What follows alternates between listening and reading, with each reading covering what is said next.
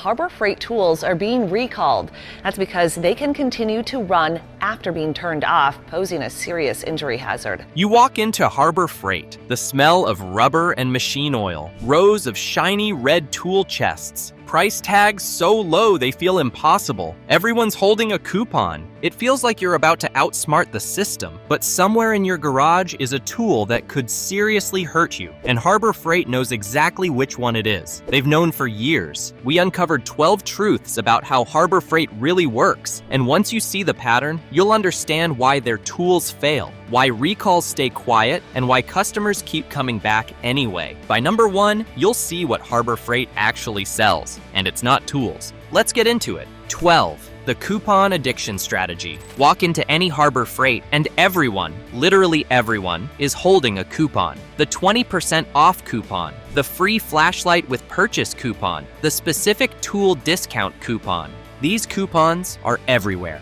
Email, direct mail, in-store flyers, online forums. People share them like they're insider secrets. There are entire websites dedicated to aggregating Harbor Freight coupons. Communities of shoppers who pride themselves on never paying full price. But the coupons aren't savings. They're baked into the pricing strategy. The regular price you see is artificially inflated so the coupon price feels like a deal. That $29.99 tool marked down to $19.99 with your coupon, the real price was always $19.99. Harbor Freight employs pricing analysts who determine the psychological sweet spot. What's the highest regular price we can display without losing credibility? What discount percentage makes customers feel like winners? They've discovered that a 20% discount hits the perfect balance. High enough to feel significant, low enough to be sustainable on every purchase. Harbor Freight has trained customers to never pay full price, and that training makes you think you're winning,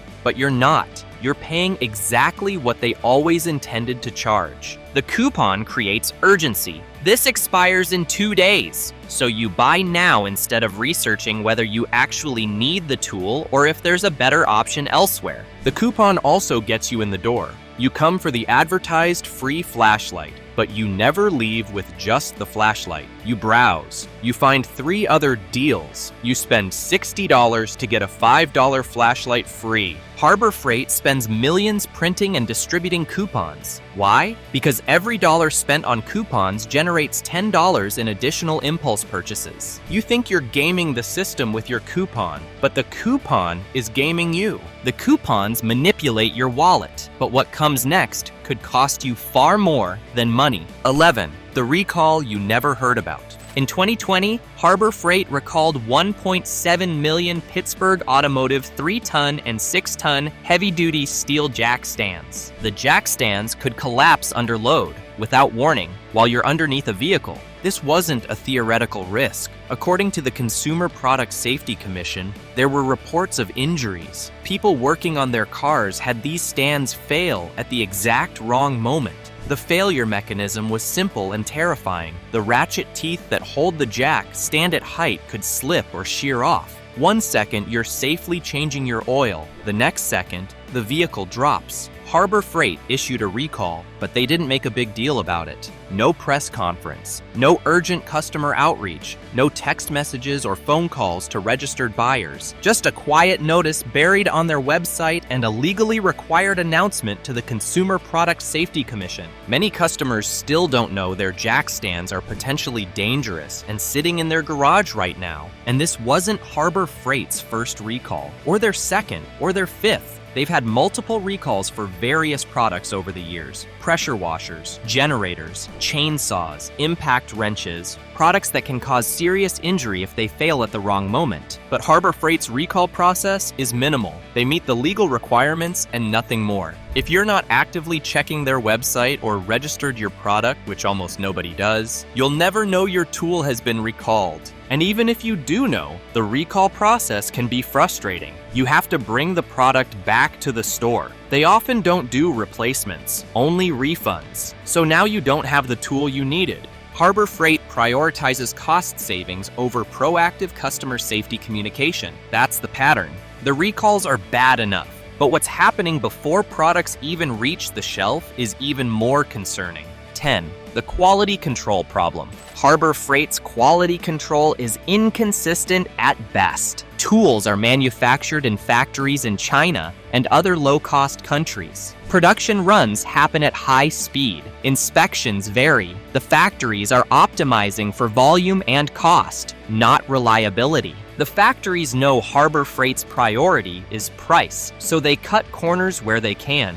Thinner metals, softer alloys, cheaper bearings, lower grade motors, whatever saves a few cents per unit. Harbor Freight doesn't have extensive inspector presence at these factories. They don't conduct rigorous batch testing on every shipment. They trust that the factory will deliver acceptable products. Sometimes they do, sometimes they don't. This is why you'll see wildly different reviews for the same tool. One person says, "Works great," another says, "Broke on first use." They're not exaggerating. They literally got different quality products from the same production run. Tool reviewers have documented this phenomenon. They'll buy multiple units of the same tool and test them. Some work fine, some are mediocre, some fail quickly. The consistency just isn't there. One person's angle grinder runs for 5 years. Another person's identical model burns out in 5 minutes. Same SKU, same store, different outcomes. Harbor Freight has calculated that it's cheaper to accept returns and replace defective products than to invest in rigorous quality control at the factory level. You're essentially the quality control. If your tool works, great. If it doesn't, you bring it back. Harbor Freight saves money either way. If you're shocked that Harbor Freight's jack stands have injured people and they barely told anyone, hit that like button. And subscribe, because the warranty scam we reveal at number 1 is even worse. 9. The lifetime warranty loopholes. Harbor Freight loves to advertise their lifetime warranty on hand tools. It sounds amazing. Buy once, replace forever. But read the fine print. The warranty excludes commercial use, abuse, or normal wear and tear. Who decides what counts as abuse or normal wear and tear? Harbor Freight does, and the definitions can be surprisingly broad. Your socket wrench broke while removing a stubborn bolt? That could be classified as abuse, excessive force. Never mind that removing stubborn bolts is literally what wrenches are for. Your screwdriver tip wore down after a year of heavy use? That's normal wear and tear, not covered. Even though a quality screwdriver should last decades, not months. Your ratchet stopped clicking properly? They might claim you dropped it or used it improperly. Warranty denied. The lifetime warranty essentially becomes, we'll replace your tool if it fails due to manufacturing defects, as long as you barely used it and can prove the failure wasn't your fault. The burden of proof is on you.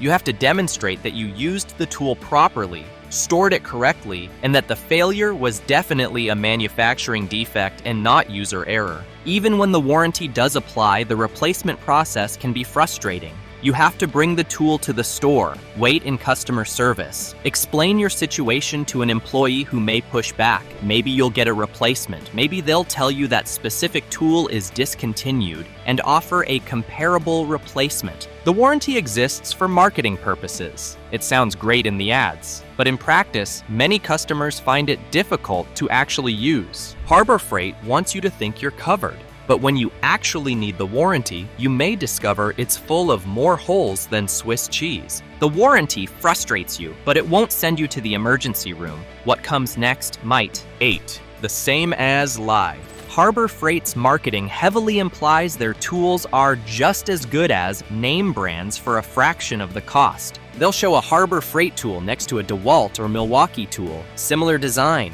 similar features, massive price difference. The implication is clear. Same tool, just cheaper. But they're not the same.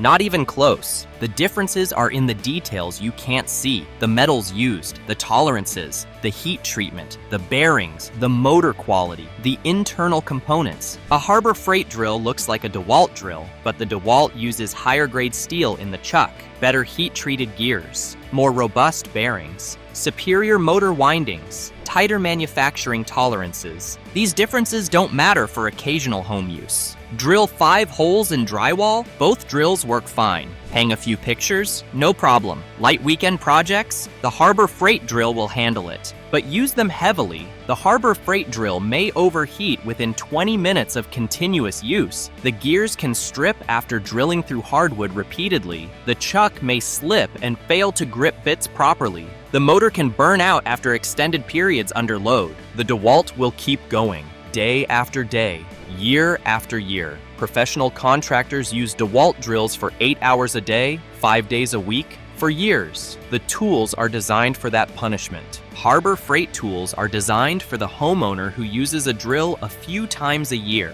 That's the actual use case they're engineering for. Anything beyond that is pushing the tool past its design limits. Harbor Freight knows this, but they deliberately blur the distinction. They want you to think the only difference is the logo on the side. It's not. The difference is durability, reliability, and safety. And those differences matter when you're 20 feet up on a ladder with a power tool in your hand.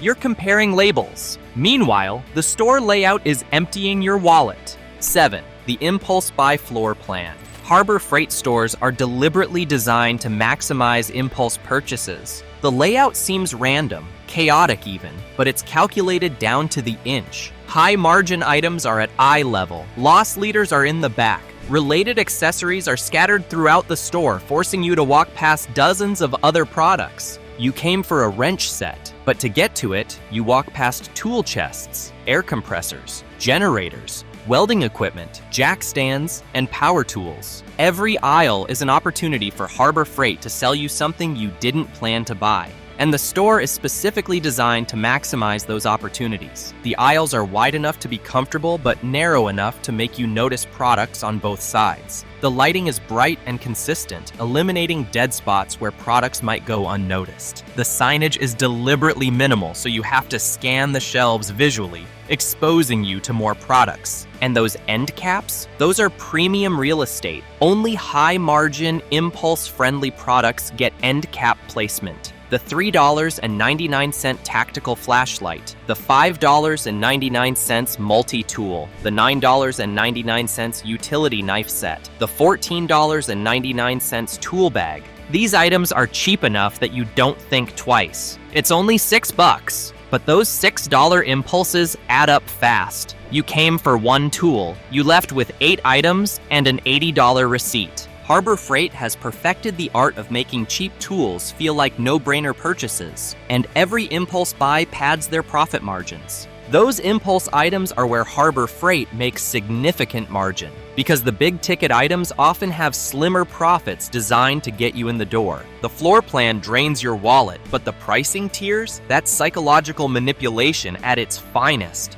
6. The 3-tier quality deception. Harbor Freight sells 3 tiers of tools: Pittsburgh, cheap; Quinn, mid-tier; and Icon, premium. The marketing message is, choose the quality level you need. But even the premium Icon line isn't actually premium by industry standards. It's mid-grade at best. They've just priced it to seem premium relative to their other offerings. An Icon wrench costs 40% less than a Snap-on wrench. So your brain thinks, I'm getting 90% of the quality for 60% of the price. Smart, but you're not getting 90% of the quality. You're getting maybe 60 to 70% of the quality. The Icon tool is better than Pittsburgh. It's decent, but it's nowhere near Snap-on or even Craftsman professional grade. Harbor Freight has created a false quality spectrum within their own store. They've anchored your expectations so that better than their cheap stuff seems like a premium product. And the Pittsburgh line, that's deliberately basic, so Quinn looks amazing by comparison. It's called decoy pricing. Make the cheap option so unappealing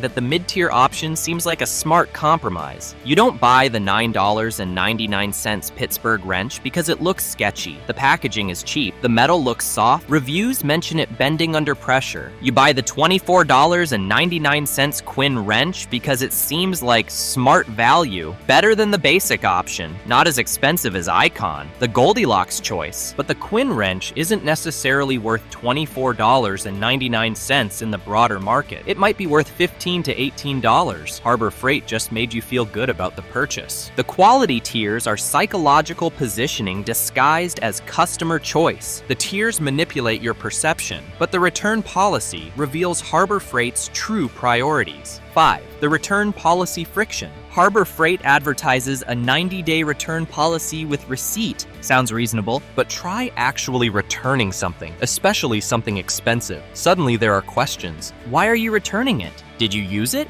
What's wrong with it? Do you have the original packaging? Is this the store you bought it from? Some employees are trained to ask questions that create friction, not to deny returns outright, just to make the process feel like a hassle. Enough friction that some percentage of customers decide it's not worth the trouble. And if you've used the tool at all, they may scrutinize it for any signs of abuse. That scratch? Must have dropped it. That dust? Used it too hard. Return potentially denied. Even when they accept the return, they'll often push store credit instead of a refund. Are you sure you want a refund? We have other tools you might prefer. They want to keep your money in the Harbor Freight ecosystem. Once you have store credit, you're buying another Harbor Freight tool. The cycle continues. And if you lost the receipt, much harder. Even if you paid with a credit card and they could theoretically look up the transaction. Policy is policy. Harbor Freight's return policy exists to satisfy legal requirements and create the appearance of customer service. But in practice, the friction is designed to reduce return rates. The returns frustrate you, but they won't put you in the hospital. What comes next might. 4. The safety standard minimums. Harbor Freight tools meet minimum legal safety standards. Barely. U.S. regulations require certain safety features on power tools. Guard, kill switches, proper insulation, grounding. Harbor Freight includes these features, technically, but they source the cheapest possible versions. The guard is thin plastic that can crack under impact. The kill switch design is basic and may be less reliable than premium brands. The insulation is minimal, just thick enough to pass inspection. Name brand tools typically exceed safety standards by significant margins. They over-engineer safety features because lawsuits are expensive and brand reputation matters. A DeWalt angle grinder guard is reinforced steel or high-impact polymer. It can take serious abuse. A Harbor Freight guard is often basic injection molded plastic. Harbor Freight engineers to the minimum.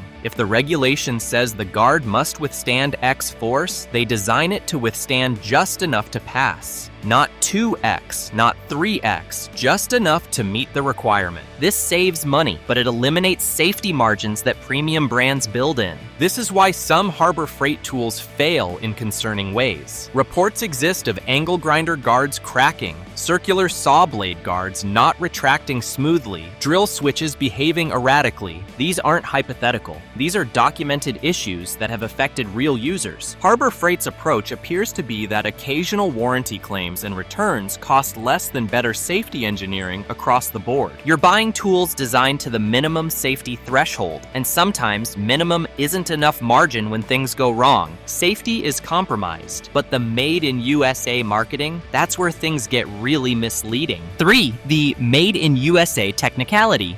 Harbor Freight has a line called Icon that they market with American-made pride, American tools, supporting American workers, quality you can trust. But dig deeper. Made in USA has a specific legal definition. A product can be labeled Made in USA if it's assembled in the USA, even if many components are imported. Harbor Freight's Icon tools? According to various reports, many components are manufactured overseas, mostly in China. They're shipped to the USA, assembled here, and labeled Made in USA. Technically legal, but potentially misleading to customers who assume Made in USA means fully American manufactured. You may be paying a premium for American-made tools that are largely foreign-made in terms of components. Only the final assembly happens in America. Harbor Freight isn't necessarily supporting American manufacturing the way customers might assume. They're working within a labeling system that allows this approach, and customers fall for it because they want to support American jobs. Harbor Freight understands this sentiment, and they benefit from it. The labeling is legal, but misleading.